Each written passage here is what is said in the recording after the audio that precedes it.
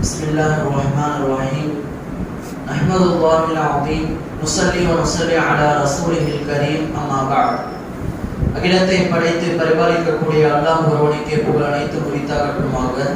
அந்த வல்லோன் அல்லாஹ்வின் சாந்தியும் சமாதானமும் நம் உயிரினும் மேலான கண்மணி நாயகம் முஹம்மது ரசூலுல்லாஹி ஸல்லல்லாஹு அலைஹி வஸல்லம் அவர்களின் மீதும் அவர்களின் குடும்பத்தார்கள் அவர்களின் அடிச்சுவட்டை அடிப்பிரலாமல் அப்படியே பின்பற்றி வாழ்ந்த உத்தம சத்திய சஹாபாக்கள், தாபிஈன்கள், தபௌ தாபிஈன்கள், நாதாக்கள், சுஹதாக்கள், குறிப்பாக நம் அனைவர்களின் மீதும் நம் பெற்றோர்களின் மீதும் நம் குடும்பத்தார்களின் மீதும் ஏக இறைவனின் சாந்தியும் சமாதானமும் என்றென்றும் நின்று நிலவட்டுமாக. ஆமீன். கண்ணியத்திற்குரிய அல்லாஹ்வின் நல்லடியார்களே, நம் இஸ்லாமிய மார்க்கமானது நல்லதை ஏவி தீயதை தடுக்கக்கூடிய ஒரு சிறப்பு மிக்க ஒரு மார்க்கமாக விளங்குகிறது. நல்லடியார்களே, நல்லது என்று சொன்னால் அந்த நல்லதினுடைய பட்டியலில் என்னென்னலாம் வரும் என்பதை பார்த்தோம் என்று சொன்னால், பிறருக்கு உதவுதல், ஏழைகளுக்கு உணவளித்தல், பிறருக்கு தீங்கு விளைவிக்காமல் இருத்தல், இதையெல்லாம் நல்லவை என்கின்ற அந்த பட்டியலில் வரக்கூடிய ஒன்று.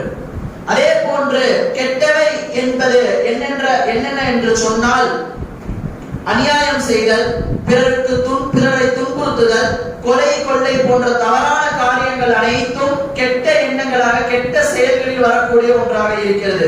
ஆனால் இதை தவிர்த்து இஸ்லாம் மனிதனின் குணம் சார்ந்த விஷயங்களையும் இஸ்லாம் மனிதர்களுக்கு சொல்லிக் கொடுக்கிறது.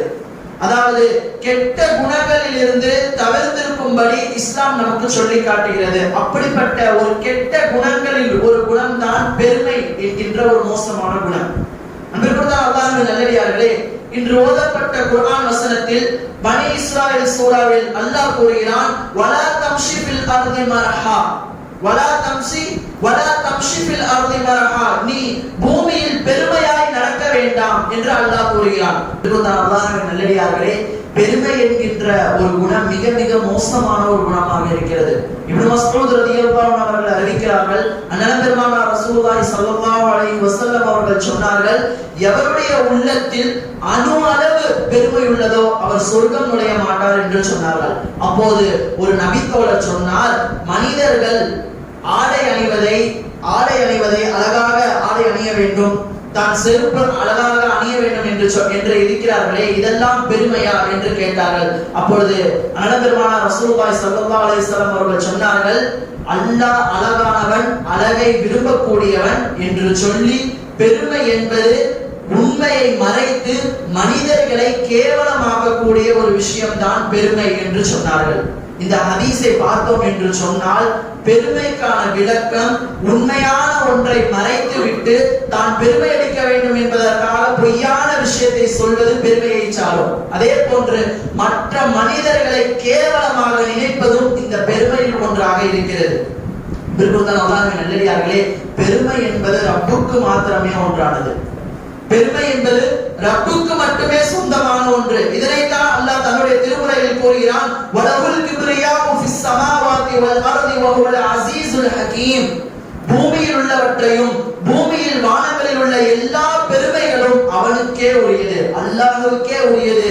அவன் அனைவரையும் மிகைத்தவனாகவும் ஞானமுடையவனாகவும் இருக்கிறான் என்று அல்லாஹ் தன்னுடைய குர்ஆனிலே சொல்லி காட்டுகிறான். ஆக பெருமை என்பது அல்லாஹ்வுக்கு மட்டும் உரித்தான ஒரு பண்பு. இதை ஒரு மனிதன் கொண்டாட முடியாது. ஒரு மனிதன் இந்த பண்பை எந்த ஒரு நோக்கத்திலும் எடுத்துவிட முடியாது. ஏனென்றால் பெருமைக்கு தகுதியானான் அல்லாஹ் ஜல்ல ஷானஹு தஆலா மட்டுமே. அந்த விஷயத்தில் நாம் உரிமை கொண்டாட நமக்கு தகுதி இல்லை என்பதை அறிந்து கொள்ள வேண்டும்.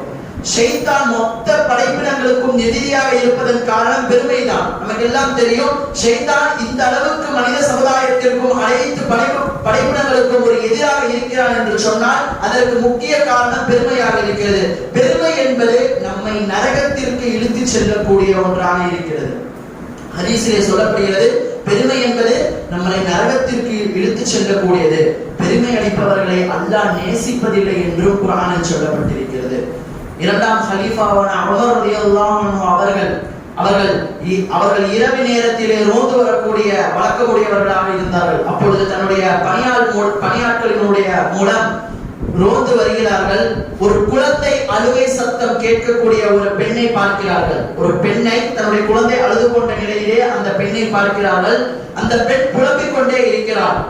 சாப்பாடு இல்ல, என்னுடைய குழந்தைக்கு உணவு கொடுக்கிறதுக்கு சாப்பாடு இல்லை, இது சாப்பாடு இல்ல, அழுகுதே அப்படின்னு அந்த பெண்மணி புலம்பிக் கொண்டே இருக்கிறாள். அப்பொழுது இந்த ஆட்சியாளர் உமர் ரலியல்லாஹு அவர்களையும் திட்டிக் கொண்டே அந்த பெண் புலம்புகிறார். இதை பார்த்த உமர் ரலியல்லாஹு அவர்கள் நினைத்து பாருங்கள், அவர் ஹலீஃபா, மிக பெரும் ஆட்சி அதிகாரத்தை கொண்டவர். தன் எதிராகவே ஒரு பெண்மணி தன்னை திட்டுவதை பார்க்கிறார்கள். ஆனால் இன்றைய காலகட்டத்தில் இந்த ஒரு சூழ்நிலை ஒரு நிர்வாகிக்கோ, ஒரு தலைவருக்கோ, ஏதோ ஒரு பொறுப்பில் உள்ளவர்களுக்கோ பார்த்தால் என்ன சொல்வார்கள்? யாரை திட்டுற? நான் எப்படிப்பட்ட ஆள் தெரியுமா? என்னையே நீ திட்ட முடியுமா? நான் நினைச்சா உன்னை என்னெல்லாம் செய்வது தெரியுமா என்று மிரட்ட முடியும். ஆனால் இந்த ஒன்றையும் செய்யாமல் உமர் ரலியல்லாஹு அவர்கள் உடனடியாக உணவு மூட்டை இருக்கக்கூடிய குடோனுக்கு செல்கிறார்கள். அவரே ஒரு உணவு மூட்டையை தன் தோளில் வைக்கிறார்கள். அப்பொழுது அந்த பணியாளர் சொன்ன, அமீருல் முஃமினீனே, அந்த பையை கொடுங்கள், நான் தூக்கிக் கொள்கிறேன் என்று சொன்னார்கள். அப்பொழுது உமர் ரலியல்லாஹு அவர்கள் சொன்னார்கள், நாளை மறுமையிலே என் பாவத்தை நீயா தூக்குவ? நாளைக்கு மறுமையில என் பாவத்தை நீயா தூக்குவ என்று சொல்லி தானே அந்த மூட்டையை சுமந்து கொண்டு அந்த பெண்மணியிடம் கொண்டு போய் அந்த உணவுப் பொருட்களை கொடுத்தார்கள். அன்பிற்குரிய அல்லாஹ்வின் நல்லடியார்களே, சொர்க்கத்திற்கு சுபச்செய்தி சொல்லப்பட்டவர் பாவத்தை பற்றி பேசுகிறார், அதிபதியாக இருக்கக்கூடியவர் அடியானாக வேலை செய்கிறார் என்று சொன்னால் பணிவில் மட்டும்தான் அல்லாஹ்வுடைய பொருத்தம் இருக்கிறது. அல்லாஹ் பணிவாளர்களை, யார் பணிவோடு நடக்கிறார்களோ அல்லாஹ் அவர்களை விரும்புகிறான். அப்படிப்பட்ட உமர் ரலியல்லாஹு அவர்கள் பணிவோடு அன்று நடந்தார்கள், பெருமை அடிக்கவில்லை. அவர் நினைத்திருந்தால் இந்த அளவிற்கு பெருமை அடித்திருக்க முடியும், ஆனால் அவர் பெருமை அடிக்கவில்லை. தன்னுடைய ஆட்சி அதிகாரத்தின் காரணமாக பெருமை வந்துவிடக் கூடாது என்பதன் காரணமாகவே கடைசி காலம் வரை ஒட்டு போட்ட சட்டை மூலமாகவே வாழ்ந்துவிட்டு சென்றவர் உமர் இப்னு கத்தாப் ரலியல்லாஹு அவர்கள். இப்படி பெருமையை பற்றி ஏராளமான ஹதீஸ்கள் சொல்லப்பட்டிருக்கிறது. பெருமையை பற்றி ஏராளமான ஹதீஸ்கள் சொல்லப்பட்டிருக்கிறது. இஸ்லாம் தவறான காரியங்களில் இருந்து தவிர்த்திருக்க வேண்டும் என்று சொல்லால் மட்டும் சொல்லாமல் அதற்கான வழிமுறைகளும் சொல்லி காட்டுகிறது. பெருமானார் ரசூலுல்லாஹி ஸல்லல்லாஹு அலைஹி வஸல்லம் அவர்கள் சொல்லி தந்தார்கள், யார் சலாமை, அதாவது அஸ்ஸலாமு அலைக்கும் என்கின்ற சலாமை முதலாவதாக சொல்வாரோ அவர் பெருமையை விட்டு பாதுகாக்கப்பட்டு விட்டார். அவர் பெருமையை விட்டு பாதுகாக்கப்பட்டு விட்டார், அவரிடத்திலிருந்து பெருமையும் நீங்கி விட்டது என்று நபிகள் நாயகம் ஸல்லல்லாஹு அலைஹி வஸல்லம் அவர்கள் சொல்லி காட்டுகிறார்கள். அப்பொழுது பெருமை என்று சொன்னால் அது மனிதனுக்கு இருக்கக்கூடாத ஒரு பண்பு. அது யாருக்கு தான் இருக்க வேண்டும்? படைத்த ரப்பல் ஆலமீனுக்கு மட்டும் தான் இருக்க வேண்டும். ஆனால் இன்றைய காலகட்டத்தில் பார்க்கிறோம், ஒரு நிர்வாகியோ, ஒரு தலைவரோ, அரசியல் வட்டாரங்களில் இருக்கக்கூடிய எத்தனையோ பேர் பெருமை எடுத்துக் கொண்டிருக்கிறார்கள். எந்த அளவிற்கு சொன்னால் தங்களுக்கு கீழுள்ளவர்களை தானே அவர்கள் வேலை வாங்கிக் கொண்டிருக்கிறார்கள். ஆனால் இதற்கு மிக பெரும் எடுத்துக்காட்டாகத்தான் உமர் ரலியல்லாஹு அவர்கள் தன்னுடைய வேலையை தானே செய்தார்கள், மக்களுக்கான வேலையும் தானாக செய்தார்கள் என்பதை நாம் வரலாற்றிலே பார்க்கக்கூடிய ஒன்று. ஆக பெருமை என்பது ஒரு மனிதனிடத்தில் இருக்கவே கூடாத ஒன்று. பெருமை என்பது ஒரு மனிதனிடத்திலே இருக்கக்கூடாத ஒரு மோசமான குணம். இந்த பெருமையை விட்டு வல்லரமான அனைவரையும் பாதுகாத்து தந்தருள் புரிவானாக.